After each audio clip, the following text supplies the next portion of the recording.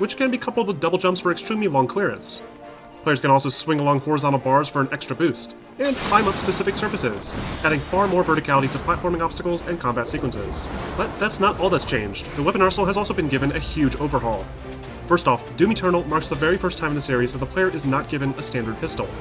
Players instead start off right away with the combat shotgun, which now occupies the number 1 hotkey on the keyboard. This is a pretty surprising choice, though I also get it.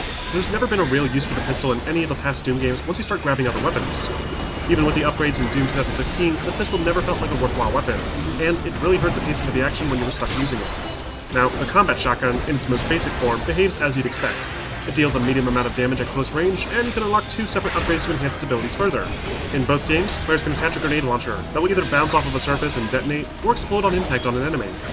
But instead of the burst fire option from the last game, Doom Eternal's combat shotgun has an automatic revolving barrel modification, allowing for powerful rapid-fire shots that can deal some serious damage in a short amount of time. As for the look of the weapon itself, the model has been given a complete overhaul. The new combat shotgun has a much cleaner appearance, with a chrome reflective chamber and sleeker aesthetic. By comparison, the original shotgun looks bulky and dull, and when firing, the weapon's muzzle flash effects have not aged very well when stacked up to the new effects used in Eternal. The assault rifle has seen some even more drastic changes. Again, the general idea behind this weapon is the same. It fires full auto and deals a medium amount of damage to hostiles, and can alternatively fire multiple rocket pods in quick succession, or be equipped with a scope for mid to long range engagements. However, this scoped ability has been altered slightly to make it more appealing.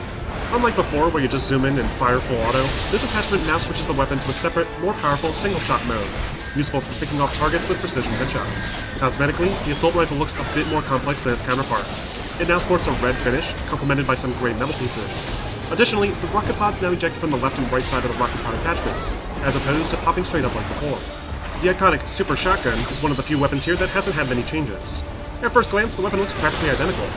However, the inlay along the receiver has been toned down a bit, the sight is now more pronounced, and this new version sports the new meat hook attachment that allows players to grapple enemies and swing around them at high speeds, greatly improving the player's mobility. The chain gun has also seen some pretty big changes. Visually, the weapon now appears more sci-fi than before, with a clean metallic look rather than the harsh mechanical appearance from before. When you activate the deployed turret attachment, there's now 4 rotating tri-barrels instead of just 3, giving it an even more intimidating appearance. And just like with the shotgun's burst fire attachment and the AR scope, the minigun's less useful barrel warm-up mod has been replaced with a new protective shield, giving players a distinct choice between a more defensive approach or a more damage-heavy one. Another weapon that was removed from Eternal's lineup is the Gauss Cannon. However, its spiritual successor, the Ballista, makes up for this omission, and includes an even more powerful charge-up shot that sends a devastating horizontal beam at enemies. The rocket launcher functions basically exactly the same, though its new appearance might suggest otherwise. Instead of a conventional rocket launcher design, id Software decided to mix it up a little, and created a rocket launcher that looks like it was forged in hell itself, with bright chrome metal pieces and a skull insignia along the side, along with a cool visible chamber in the center. And finally, we have the plasma gun. The plasma gun in Doom 2016 looks absolutely nothing like the original design of the gun featured in the classic Doom games, which was odd considering how much the other weapons in the game have managed to look pretty similar. With Doom Eternal, it decided to return to the original design, along with new cooling tubes and coils along the side. In terms of its functionality, it works almost exactly the same as the last game, though its heat blast effect is now more powerful, and the new mod allows players to fire a constant stream of energy at their enemies. Speaking of which, let's take a closer look at how the demons have changed. These standard enemy types, called the Possessed, look a lot more like your typical zombies in Doom Eternal, and also have bright yellow glowing eyes and a pentagram burned into their forehead. The Possessed from Doom 2016, however, are much more disturbing, with a singular hole where their eyes should be, and a strange fibrous look to their teeth. The Possessed on the surface of Hell, also known as the Unwilling, look a tiny bit more like the enemies in Doom Eternal, but still lack any eyes or pentagram. The zombie soldiers have seen an even greater change. Much like the plasma gun, the zombie soldier's design now more resembles the original classic design of the enemies in Doom 1 and Doom 2, complete with the red eyes, crew-cut hair, and green uniforms. The soldiers on the last Doom looked less like possessed human soldiers on Mars, and more like weird ogre hybrids. A similar change can be found when looking at the Mancubus. The Mancubus in Doom 2016 features a single eye, and looks much fatter, with Hell-inspired armor plating and technology. The Mancubus in Eternal, however, looks a lot more like the source material, with a slightly more humanoid facial structure, more built-up body, and technology that looks a little bit more modern.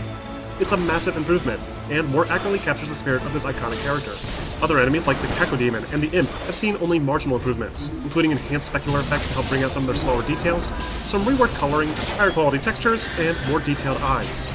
While this looks great for the Cacodemon and the Imp, I'm not sure the same can be said about the Revenant. whose new glowing eyes and Eternal take away a bit from the haunting blank stare in the original model. Also, the textures and blood effects along the model in the previous Doom look to be a higher quality than the Revenant in Doom Eternal, one of the few times where I found this to be the case. Along with all the returning enemies, Doom Eternal also features several new enemy types, some from past games in the series, and some never-before-seen foes. There's the Carcass, that can summon annoying shields into the field, blocking your path temporarily, the Prowler, a previously multiplayer-only character from the last game, Tentacles that pop out of the ground at certain locations, the Whiplash, the Gargoyle, and several more. Eternal easily offers the most challenging roster of foes in the series to date, and the level environments are built specifically for players to move around quickly to keep their distance from them. Just like with Doom 2 back in '94, Doom Eternal takes place on Earth, with Hell's forces attempting to take over. Most of the environments offer a mix of ruined skyscrapers and shopping centers, along with fleshy interior spaces, hellish landscapes, and frozen temples. Doom 2016, on the other hand, takes place mostly in a high-tech UAC facility on Mars, with a few opportunities to travel to the surface of Hell itself. The level structures are still very similar, with a semi-linear design, large open arena spaces to fight in, tons of secret collectibles and unlocks, and lots of platforming in between it all.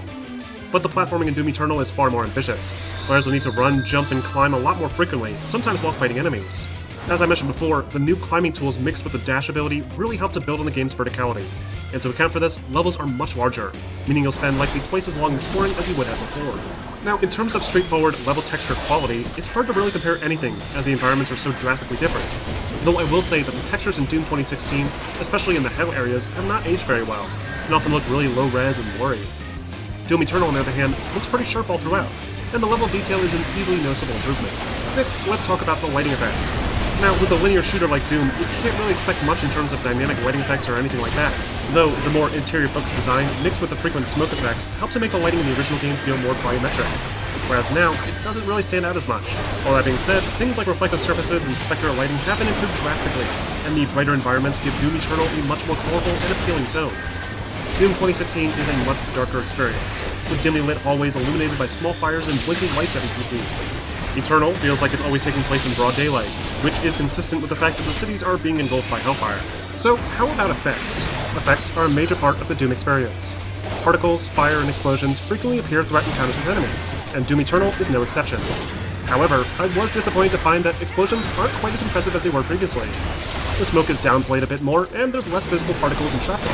Eternal does make up for this though, with much better fire effects, that feature higher resolution flames, and better environmental reflections to help them stand out more. What really stands out, though, is the improved gore give system.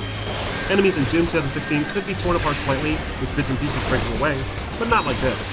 Each enemy in the game can be ripped apart, with bright red flesh being exposed, giving a clear indicator to the player that they've engaged that enemy in the past. And some of the glory-kill finishers and chainsaw takedowns are so satisfyingly grotesque that you're just going to have to play the game and see them for yourself to really appreciate them. Finally, let's wrap up with a sound comparison. Which game do you think has the superior audio design?